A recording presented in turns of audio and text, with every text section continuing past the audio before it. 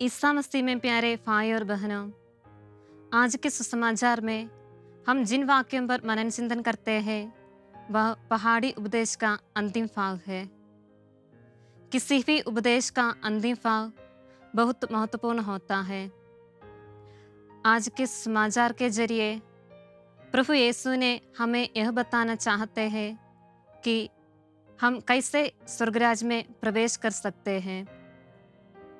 प्रभु ने इस पद पर स्पष्ट रूप से कहा है, जो मेरे स्वर्गीय पिता की इच्छा पूरी करेगा वही स्वर्गराज में प्रवेश करेगा। स्वर्गीय पिता का इच्छा क्या है एवं उसकी इच्छाओं को कैसे पूरा कर सकते हैं। हमें ईश्वर की इच्छा को जानने के लिए प्रार्थना की आवश्यकता है। इसका मतलब ये नहीं कि लंबी लंबी प्रार्थनाएं बोलना, विनती उपवास करना, बाइबल पढ़ना काफ़ी नहीं। अर्थात पुण्य कर्म करने से ही हमें एक ही दिन में आध्यात्मिक उन्नति नहीं होगी। जैसे कि हम जानते हैं, किसी भी मकान को एक ही दिन में नहीं बनाया जा सकता है। उसका निर्माण के लिए विभिन्न चीज़ों की आवश्यकता होती है।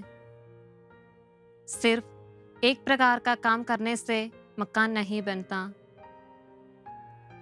हमें अपने दैनिक जीवन में विभिन्न प्रकार की परिस्थितियों से गुजरना पड़ता है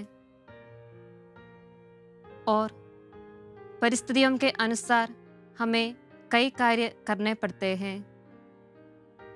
तथा विभिन्न परिस्थितियों में परमेश्वर द्वारा दी गई प्रेरणाओं को लगातार अनुसरण करके एवं ईश्वर के वचन पर विश्वास कर उसे हमारे दैनिक जीवन में व्यवहार एवं लागू करने का आवश्यकता है।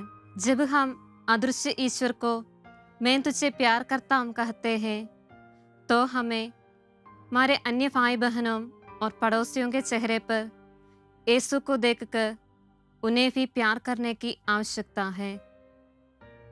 हमारे लिए ईश्वर की इच्छा पूरी करना ही मुक्ति या स्वर्गराज प्राप्त करने का मार्ग है।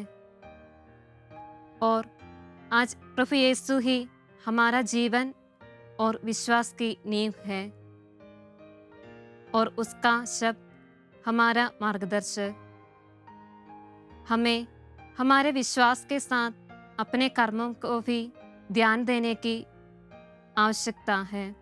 तो आइए प्रिय मित्रों, इस उपवास काल में हमें अपने अच्छे कार्यों द्वारा धर्म के साथ कर्म करने की भी आवश्यकता है। प्रभु यीशु मसीह आप सभी को आशीष दे।